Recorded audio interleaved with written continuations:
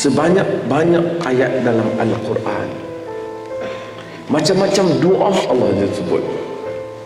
Tapi begitu banyak tempat Tuhan bagi tahu istighfar memberikan kesan yang ajaib dalam hidup.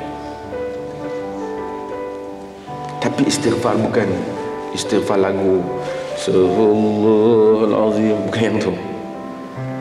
Hak tu istighfar dia pun syok, no feeling. Dia feeling dengan lagu, tak ada feeling.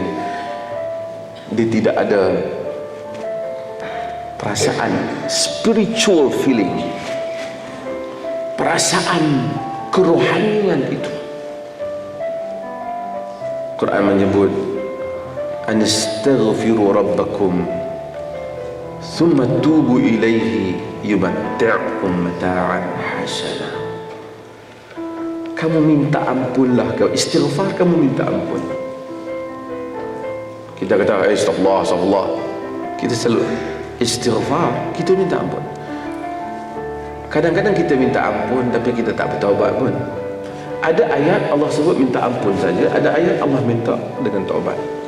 Ayat ini Allah kata hendaklah kamu beristighfar kepada Tuhan kamu dan bertaubat kepadanya, maka dia akan memberikan nikmat kehidupan kepada kamu dengan nikmat kehidupan yang baik. Ini satu jaminan. Orang selalu pergi cari buku apa?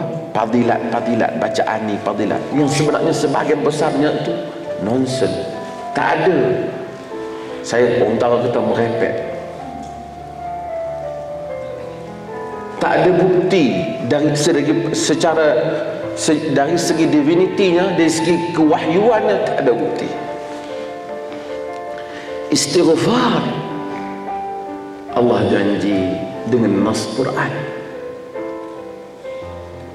Allah janji dengan nas Quran. Nabi Nuh alaihi salam, saya selalu ulang cerita Nabi Nuh alaihi salam. Dia hadapi kaum dia yang sangat teruk. 950 tahun dakwah, buat tak mau, tak nak. Kita kalau 5 tahun dakwah pun tak jadi, kita geram, kita tak jadi. Hari ni aku cuba. Tapi 950 tahun pun begitu. Nabi Nuh offer mereka dengan satu benda yang boleh memadamkan semua kesalahan mereka dan memberikan fadilat kepada hidup mereka. Kata Nabi Nuh alaihi salam, faqultu astaghfiru rabbakum innahu kana ghaffara yursilis samaa alaikum midrara wa yumdidkum bi amwalin wa banin wa yaj'al lakum jannatin wa yaj'al lakum anhara. Maka aku berkata kepada mereka, istighfarlah, minta ampunlah kepada Tuhan kamu, sesungguhnya dia Ghaffar. Ghaffar kita selalu terjemah dalam perkataan Ghaffar, kita terjemah dalam arti kata pengampun. Tapi Ghaffar, dia bukan saja ampun, tetapi dia tutup dosa. Tuan, kalau Allah ampun dosa kita tapi dia buka, kita masalah. Saya tidak dapat berucap di hadapan ini jika Allah membuka aib saya. Dan juga tuan-tuan pun saya rasa sama. Tidak ada kita yang bersih daripada aib. Tapi rahmat Allah, dia Ghaffar. Dia Ghaffar, ditutup aib itu. Orang sesuci Imam Ahmad, apabila orang datang kepada dia dan puji dia, dia kata, "Lau alimtum ma 'indi min al-khataya wal dhunub la hathawtum 'ala ra'si bit-turab." Jika kamu tahu apa yang aku ada daripada dosa dan kesalahan, nescaya kamu akan campak atas kepalaku pasir. Dia orang yang sangat hebat.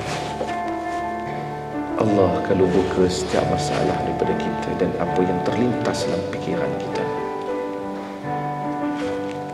kehidupan ini kita sangat banyak keaiban kita. Tapi dia Ghaffar. Dia bukan saja ampun, dia Ghaffar. Ditutup. Kita kata astagfirullah, kita minta supaya dia Ghaffar. Dia bukan saja ampun, kita minta ditutup aib kita. Innahu kana Ghaffar. Tapi Nabi Nuh kata kepada kaumnya, Tuhan Ghaffar, yursilis samaa alaikum midrara. Dia akan menghantar langit, yakni menghantar hujan turun kepada kamu dengan lebat, mencurah-curah. Maksudnya istighfar menurunkan hujan. Sebab itu dalam solat istisqa kita disuruh untuk beristighfar. Negeri yang tak dapat rezeki, kehidupan yang tak dapat rezeki, Allah kata yursilis samaa alaikum midrara wa yumdidkum bi amwalin wa banin, dan kemudian dia akan menambah untuk kamu harta dan anak pinang. Siapa yang nak harta banyak, dia istighfar. Siapa yang tak ada anak, dia istighfar. Supaya manusia ada. Manusia, kalau mungkin orang kata kenapa Nabi-Nabi tak kaya, tapi itu pilihan mereka. Tapi jika orang itu istighfar, Allah tidak akan menjadikan dia dalam kesempitan harta sehingga tidak boleh hidup.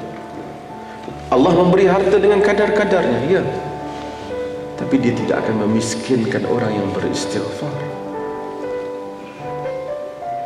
Orang datang kepada Hasan al-Basri, cerita tentang tanamannya yang tak subur. Hasan al-Basri kata istighfar. Orang datang kepada Hasan al-Basri, cerita tentang rezekinya yang kurang. Hasan al-Basri kata istighfar. Orang datang kepada Hasan al-Basri, kata kepada dia, dia tak dapat anak. Hasan al-Basri kata istighfar. Orang tanya Hasan al-Basri, kenapa dia jawab semua soalan dengan jawapan yang sama? Hasan al-Basri kata, bukan aku yang kata hal ini, tapi inilah yang disebut oleh Allah dengan lisan Nabi Nuh alaihi salam. Tuan-tuan, yang lain tu doa pak lebay, senjata tok lebay, itu semua orang kata ini janji Tuhan dalam Quran. Saya sebut beberapa tempat, dan saya rasa sebahagian sahabat-sahabat dah dengar saya cerita. Sebahagian riwayat itu tidak begitu kuat. Tapi kalau siapa yang boleh baca Arab, dia boleh baca sebahagian tulisan A'id Qarni dalam web dia. Dicoretkan pengalaman beberapa orang tentang istighfar. Bagaimana salah satu cerita yang saya sudah sebut juga, seorang perempuan yang suami dia meninggal di Saudi, perempuan tak boleh bekerja, dan kemudian dia tinggal beberapa orang anak bersama dengan dia, dan dia tinggal harta yang sedikit, dan dia rasa dia sangat susah. Dia menangis saban hari. Dia kata kemudian satu hari dia buka radio, dia dengarlah ada satu syekh bercakap dalam radio Saudi, kata bahawasanya banyakkan istighfar, Allah Ta'ala akan memberi rezeki. Lalu dia pun beristighfar, istighfar begitu banyak setiap hari, dan dia minta anaknya beristighfar. Sehingga dia kata pada satu hari ada orang datang dan jumpa dia dengan benda yang dia tak sangka, memberitahu ada orang tinggalkan sebahagian sebidang tanah untuk dia, dan tanah tu mereka nak beli, dan harganya saya tak ingat berapa juta rial. Dan dia kata dia dapat wang itu, dengan itu dia membesarkan anak dia. Ada yang dah masuk universiti dan apa, alhamdulillah. Dia ibu tunggal, tapi dia cerita dia beristighfar sebanyak-banyaknya. Ada seorang ahli politik di Saudi, dia masuk penjara, kena penjara banyak belas tahun, biasa negeri mereka. Kemudian dia istighfar.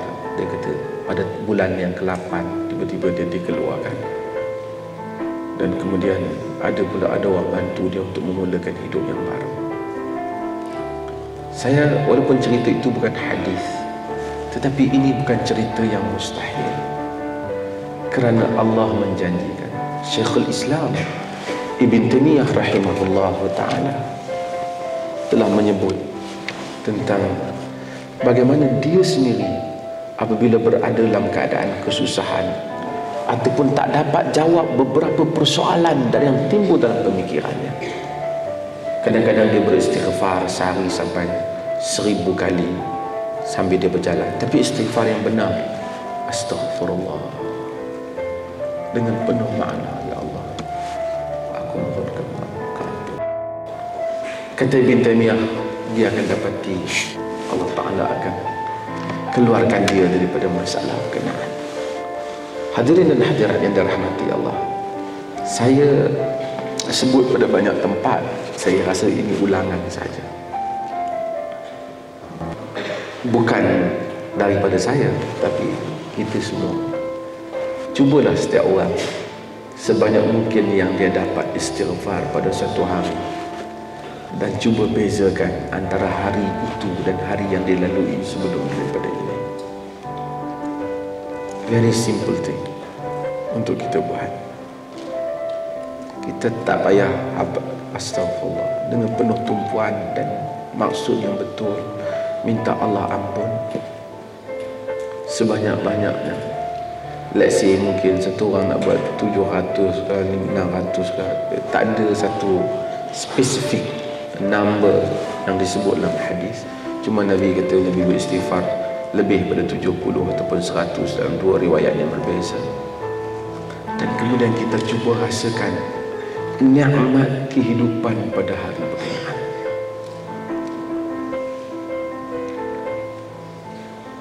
Dan apabila kita meneruskan hal itu hari demi hari, kita akan dapati Allah membaiki urusan kita,